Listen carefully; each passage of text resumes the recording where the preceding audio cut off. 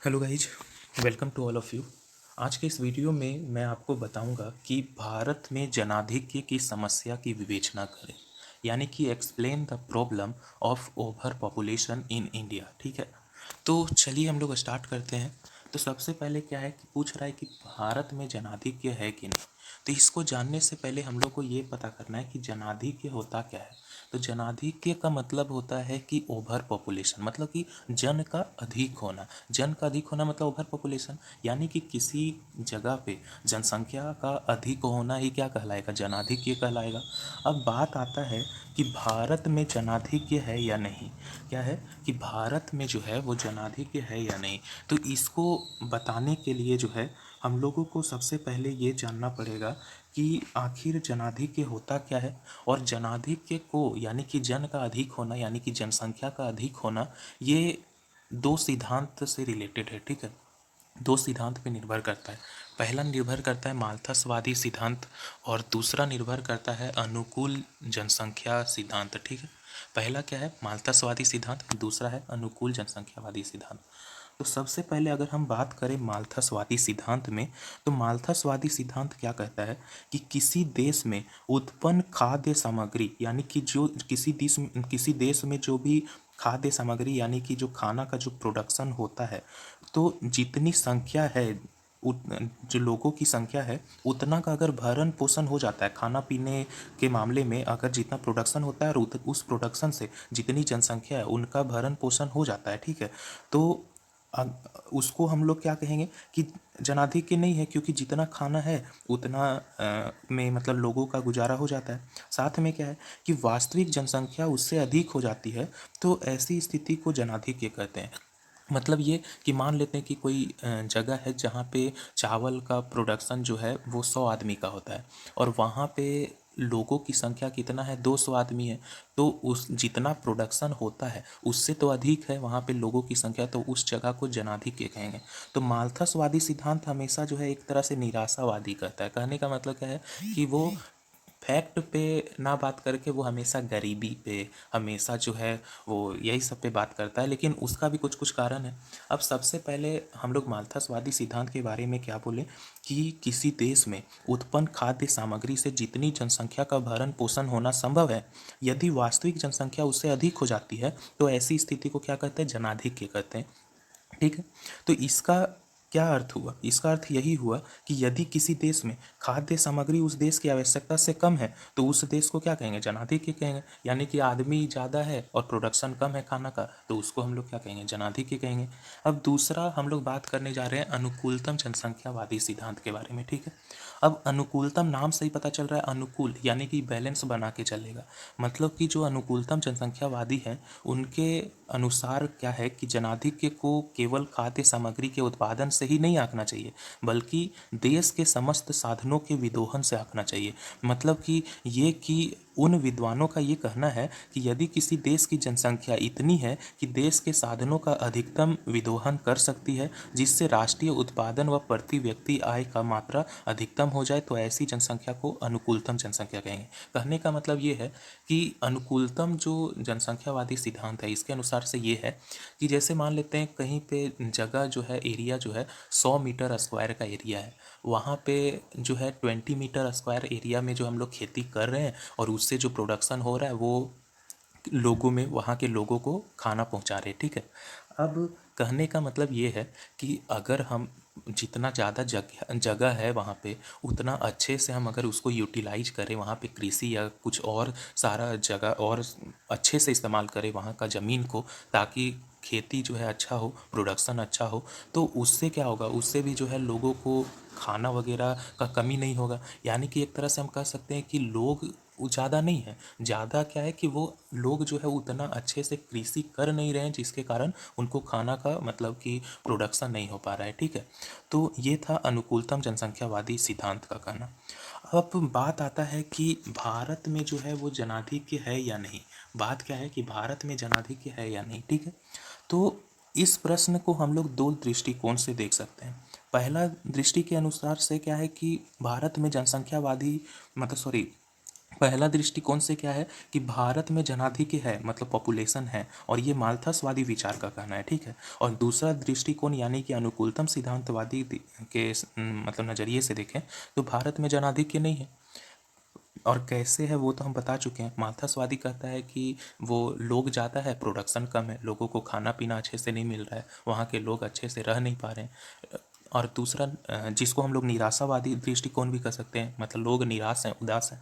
और दूसरा है अनुकूलतम जनसंख्यावादी सिद्धांत, जो कि कह रहा है कि जितना खेती करना चाहिए, जितना जगह जो है बचा है, उसको अच्छे से यूटिलाइज करके हम और अच्छे से प्रोडक्शन कर सकते हैं ताकि लोगों का अच्छा गुजारा हो। मतलब कि लोग ज़्यादा नहीं है, हम लोग खेती या कोई और काम जो है वो अच्छे से नहीं कर रहे हैं, ये कहना है, ठीक है। तो अब हम लोग जो है पहला पॉइंट बात करने जा रहे हैं कि भारत में जो है जनाधिक्य है, ये क्या बात करने जा रहे हैं हम लोग जो है बात करने जा रहे हैं कि भारत में जो है जनाधिक्य है या नहीं है। तो इस संबंध में निम्न तर्क क्या प्रस्तुत करते हैं, ठीक है। तो सबसे पहला मतलब जन अधिक है तो वो कैसे हम लोग कर सकते हैं। तो पहला पॉइंट क्या है, तो पहला पॉइंट जो है वो है खाद्य पदार्थों की तुलना में जनसंख्या में तीव्र गति से वृद्धि होना। अब देखो, वे विद्वान जो यह मानते हैं कि भारत में जन अधिक है, ठीक है, ओवर पॉपुलेशन, उनका कहना है कि भारत में खाद्य पदार्थों का उत्पादन उतनी तेजी से नहीं बढ़ रहा है जितनी तेजी से जनसंख्या बढ़ रही है। और इसी का परिणाम है कि भारत में जो है खाद्य पदार्थ की कमी बनी रहती है। इसको पूरा करने के लिए हम लोगों को क्या करना पड़ता है, दूसरे देश से जो है हम लोगों को खाना वगैरह मंगवाना पड़ता है, चावल दाल मंगवाना पड़ता है। तो इससे क्या होता है कि हम लोग का जो है यानी कि प्रोडक्शन कम है यानी कि जनसंख्या अधिक है, तभी तो हम लोग दूसरा देश से मंगवा रहे हैं। तो ये बात, जब खाद्य पदार्थों की तुलना में जनसंख्या का अधिक होना, ये भी बात सिद्ध करता है कि भारत में जनाधिक्य है। दूसरा, प्राकृतिक अवरोध। अब प्राकृतिक अवरोध की अगर हम बात करें तो प्रोफेसर जो माल्थस हैं उनके समर्थकों का कहना है कि प्राकृतिक अवरोध से जनसंख्या और उत्पादन दोनों में कमी हो जाती है। भारत में इस प्रकार का जो प्राकृतिक अवरोध है वो सूखा, अनावृष्टि, बाढ़, महामारी आदि की कारण से होता है। अब देखो, प्राकृतिक अवरोध को हम उतना बड़ा कारण तो मानते नहीं है क्योंकि ये जो है किसी भी देश में आ सकता है। तो ये जो है, लेकिन कई जगह पे क्या है कि जैसे नेपाल हो गया तो वहाँ पे भूकंप बहुत ज़्यादा आता है। कोई जगह होगा जहाँ बाढ़ ज़्यादा आता होगा। इससे क्या होता है कि जो हम लोग फसल वगैरह उगाएं उससे प्रोडक्शन जो है वो क्या हुआ कि कम हो जाता है। बाढ़ वगैरह जो है सारा फसल को बर्बाद कर देता है। लेकिन अगर हम यही बात करें कि उसके साथ साथ लोगों का मृत्यु दर भी तो बढ़ता है, बाढ़, भूकंप वगैरह में, महामारी वगैरह में लोगों की भी मृत्यु बढ़ती है। तो इससे हम लोग दोनों बात है, ठीक है, प्राकृतिक अवरोध की। अब तीसरा अगर हम बात करें तो तीसरा बात है कि ऊंची जन्म एवं मृत्यु दरें। अब ऊंची जन्म और मृत्यु दर की अगर हम बात करें तो भारत में जो है जन्म दर और मृत्यु दर दोनों ही अन्य देशों की तुलना में क्या है, ज़्यादा है, ठीक है, क्या है, ज़्यादा। तो ये इस बात का प्रमाण करता है कि जनसंख्या अधिक होगा।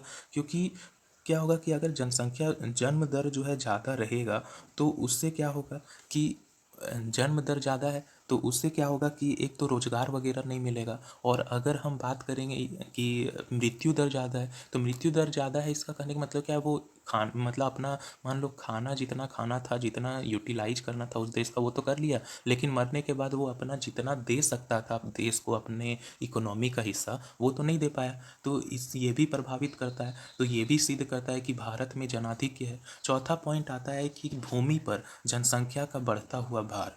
क्या है, भूमि पर जनसंख्या का बढ़ता हुआ भार। अब देखो, जनसंख्या की पुष्टि जो है इस बात से भी हम लोग कर सकते हैं कि भारत की भूमि पर जनसंख्या जो है बढ़ रही है। कैसे बढ़ रही है, तो भारत का क्षेत्रफल जो है विश्व के क्षेत्रफल का 2.4% है, ठीक है। पूरे विश्व के क्षेत्रफल का भारत कितना है, तो 2.4%। और विश्व की जनसंख्या की अगर हम बात करें तो वो 16.7% जो है वो निवास करता है कहाँ, इंडिया में। मतलब जगह 2.4% है और निवास पूरे विश्व का 16.7% कर रहा है। तो इससे हम लोग क्या कह सकते हैं कि जो प्रति व्यक्ति भूमि की जो उपलब्धता है वो कम होती गई है। यानी कि अगर जगह कम है, लोग ज़्यादा हैं, तो इसका मतलब कि जनसंख्या अधिक है, जनाधिक्य है। अब पांचवा पॉइंट आता है कि आवश्यक सुविधाओं का अभाव। अब देखो, भारत का जो बढ़ता हुआ जनसंख्या है इसके लिए आवश्यक सुविधाओं का अभाव है। यहाँ पे क्या है कि रोजगार का उतना सुविधा नहीं है, सबको रोजगार नहीं मिल पाता है।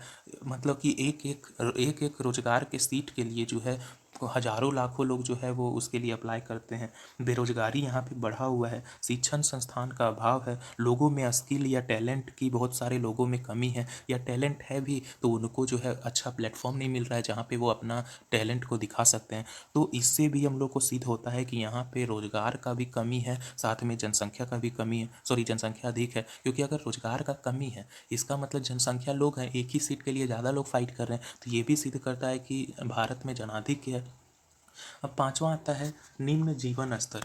निम्न जीवन स्तर करने का मतलब क्या है कि भारत में सबसे पहले बात करें तो भारत में अधिकांश जो जनसंख्या है वो उनका जीवन निम्न स्तरीय है। क्यों? क्योंकि उनको जो है भर पेट 2 बार का भोजन भी नहीं मिल पाता है। ठीक है, अगर हम 2 बार की बात करें तो जनरली लोग जो है 3 से 4 बार खाना खाते हैं, लेकिन भारत के कुछ लोग ऐसे हैं, कुछ वर्ग ऐसे हैं जिनको 2 वक्त का खाना भी नसीब नहीं होता है, पहनने के लिए कपड़ा नहीं नसीब होता है। और यही अगर मान लो जनसंख्या कम होता, तो जनसंख्या कम होता तो उनको खाना जो है भरपेट खाने को मिलता, उनको पहनने के लिए अच्छे से कपड़े मिलता। तो यहाँ पे इसका मतलब क्या है कि जनसंख्या अधिक है, तभी तो निम्न जीवन स्तर जी रहे हैं यहाँ के लोग। और एक और बात करें तो रोजगार का अभाव होना, अगला नेक्स्ट पॉइंट, रोजगार का अभाव होना। अगर मान लेते हैं कि किसी जगह पे रोजगार की कमी है, तो ये पॉइंट हम पहले भी डिस्कस कर चुके हैं कि अगर रोजगार की कमी है यानी कि एक एक सीट पे जो है ज़्यादा लोग फाइट कर रहे हैं, ज़्यादा लोग जो है, तो यानी कि लोग अधिक है तभी तो रोजगार की कमी है। अगर लोग पहले मान लेते हैं जब शुरू में पढ़े लिखे लोग नहीं होते थे तो कोई भी आ गया 10th पास 8th पास थोड़ा बहुत पढ़ा लिखा है तो उसको नौकरी आसानी से मिल जाता था। अभी ज़्यादा पढ़े लिखे होने के बावजूद भी नौकरी नहीं मिलता है। क्यों? क्योंकि ज़्यादा जनसंख्या है, ज़्यादा पढ़े लिखे लोग भी हैं, तो एक ही चीज़ के लिए जो है ज़्यादा लोग जो है फाइट करते हैं। ठीक है, तो इससे ये प्रूव होता है कि भारत में जनाधिक्य है। अब बात करते हैं कि कुछ लोग ऐसे भी हैं जो कि हम लोग को ये बताते हैं कि भारत में जो है वो जनाधिक्य जो है वो नहीं है। इस संबंध में क्या क्या तर्क दिया है इसके बारे में जो है हम लोग बताएंगे। ठीक है, तो सबसे पहला आता है क्या पॉइंट कि प्रति व्यक्ति आय राष्ट्रीय आय में वृद्धि। मतलब क्या है कि अनुकूलतम सिद्धांतवादी जो विद्वान हैं उनके अनुसार ये कहना है कि किसी देश की प्रति व्यक्ति आय में वृद्धि हो रही है, यानी कि पूरे देश में जनाधिक्य नहीं है। क्योंकि उनका क्या कहना है कि अगर उनका आय बढ़ रहा है, इनकम बढ़ रहा है, तो वो अपने लिए कुछ खरीद सकते हैं, भूखे तो नहीं रहेंगे। यानी कि अगर देश का मतलब माल्थसवादी सिद्धांत का कहना ये था कि लोग जो है वो क्या है, लोग जो है ज़्यादा है, प्रोडक्शन कम हो रहा है, लेकिन प्रति व्यक्ति राष्ट्रीय आय में वृद्धि हो रहा है। तो ये अनुकूलतम सिद्धांतवादी का कहना है कि अगर प्रति व्यक्ति राष्ट्रीय आय में वृद्धि हो रहा है यानी कि वो उनका इनकम बढ़ रहा है, यानी कि पॉपुलेशन कम है, नहीं तो उनको जो है और भी इनकम जो है उनका क्या होता, कम होते जाता। लेकिन क्या है कि भारत में जो है प्रति व्यक्ति आय बढ़ रहा है। ठीक है, पहले क्या था कि मतलब कि महंगाई जो है वो कम था, लेकिन प्रोडक्शन जो है वो मतलब क्या कहें ज़्यादा था। लेकिन जैसे ही जनसंख्या बढ़ा तो प्रोडक्शन का कमी हुआ। लेकिन क्या हुआ कि साथ में लोगों का जो है क्या है कि महंगाई बढ़ा है तो इनकम भी बढ़ा है। तो यानी कि हम लोग कह सकते हैं कि मतलब अनुकूलतम सिद्धांतवादी के अनुसार से कह सकते हैं कि अगर प्रति व्यक्ति आय राष्ट्रीय आय में वृद्धि हो रहा है, ठीक है, यानी कि जनाधिक्य नहीं है, इनका ये मानना है। दूसरा पॉइंट है कि प्राकृतिक संसाधन प्रचुर मात्रा में होना। अब प्राकृतिक संसाधन प्रचुर मात्रा में होने का कहने का मतलब ये है कि भारत के पास जो है प्राकृतिक संसाधन प्रचुर मात्रा में है, लेकिन उसका जो हम लोग यूज जो है वो सही तरीके से नहीं कर रहे हैं, यूटिलाइजेशन जो है वो सही तरीके से नहीं कर रहे हैं, जिसके कारण क्या है कि यहाँ का जो उपजाऊ भूमि है, यहाँ का जो उपजाऊ भूमि है उसका 30% ही यूज कर पा रहे हैं, जल साधनों का मात्र 10% ही यूज कर पा रहे हैं, वनों का 25% भाग ही यूज कर पा रहे हैं। यानी कि ये है कि हम लोग प्राकृतिक साधन में प्रचुर मात्रा में है, लेकिन हम लोग उसको सही ढंग से यूटिलाइज नहीं कर रहे हैं, या कर रहा है तो कोई एक व्यक्ति बहुत ज़्यादा कर ले रहा है या दूसरा व्यक्ति एकदम नहीं कर पा रहा है। तो है संसाधन पूरी प्रचुर मात्रा में, लेकिन उसका यूटिलाइजेशन नहीं करने के कारण, सही ढंग से जो है उसका यूज नहीं करने के कारण जो है यहाँ पे लगता है कि प्रोडक्शन कम हो गया है, और प्रोडक्शन कम हो गया तो लगता है जन अधिक है। तो इसीलिए प्रचुर मात्रा में साधन उपलब्ध है, तो हम लोगों को यूटिलाइजेशन सही ढंग से करना चाहिए। यानी कि यहाँ पे जन का अधिक नहीं, हम लोग जो है जिस मेथड से कृषि कर रहे हैं, जिस मेथड से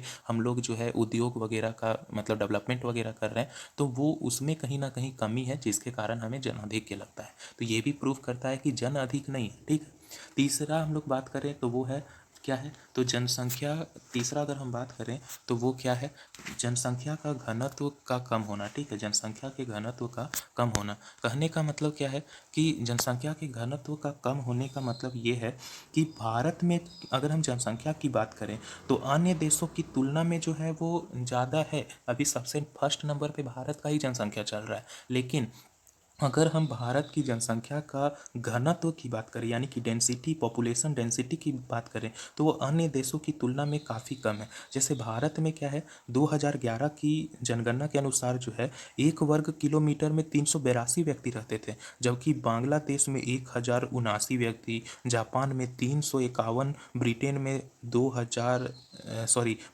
247। तो इस प्रकार से हम ये कह सकते हैं कि भारत में जो है दूसरे जो देश हैं उनकी तुलना में पॉपुलेशन डेंसिटी भी ज़्यादा नहीं है, जनसंख्या घनत्व ज़्यादा नहीं है। यानी कि क्या है कि जनाधिक्य नहीं है। जैसे होता कि दूसरा देश जो है वो अच्छे से अपना यूटिलाइजेशन कर रहा है प्रॉपर तरीके से अपना संसाधनों का, तो उनको जो है जनाधिक्य अधिक नहीं लग रहा है। लेकिन यही अगर हम बात करेंगे इंडिया में, तो यहाँ यूज अच्छे तरीके से नहीं कर रहे हैं, क्योंकि जनसंख्या घनत्व तो दूसरे देश की तुलना में है, तो दूसरा देश जब अच्छे से रह रहा है तो इंडिया क्यों नहीं। ठीक है, और चौथा पॉइंट क्या है कि जन्म दर की वृद्धि अधिक ना होना। जन्म दर की वृद्धि जो है अधिक ना होने, कहने का मतलब क्या है कि वे विद्वान जो जनाधिक्य को नहीं मानते, मतलब वे जो कहते हैं कि जन अधिक नहीं है, उनका कहना है कि भारत की जन्म दर जो है अधिक नहीं है। मतलब कि 400 वर्षों में जो है संपूर्ण विश्व की जनसंख्या 5 गुनी बढ़ी है, जबकि भारत का केवल 4 गुना बढ़ा है। यानी कि हम कह सकते हैं कि भारत में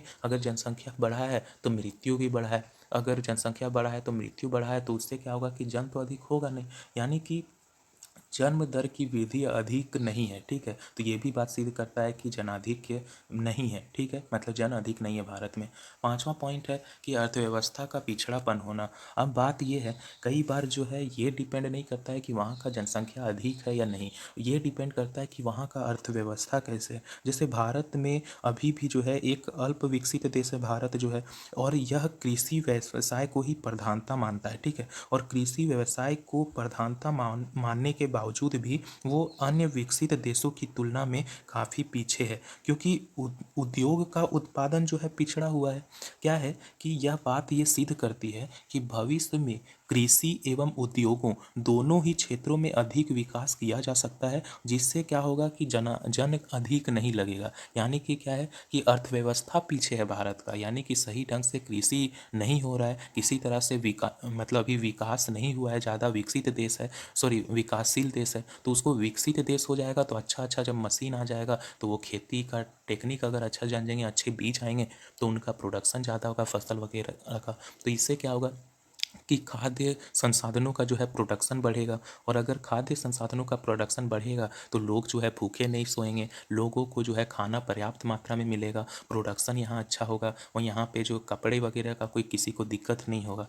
तो ये है मतलब कि मतलब कि क्या है कि कहीं ना कहीं अर्थव्यवस्था का भी पिछड़ापन होना भी ये डिपेंड करता है कि मतलब क्या कहें कि भारत में जो है वो जन अधिक नहीं है, अर्थव्यवस्था का पिछड़ापन के कारण लगता है कि जन अधिक है। तो अभी हम लोग बताएं कि कुछ थे क्या, कुछ जो है वो मतलब ये मानते थे कि भारत में जन अधिक है, कुछ मानते थे कि भारत में जन अधिक नहीं है। लेकिन अब हम लोग बात करेंगे निष्कर्ष की। तो निष्कर्ष क्या है इतना पढ़ने के बाद कि भारत में जो है जनसंख्या अधिक है या नहीं।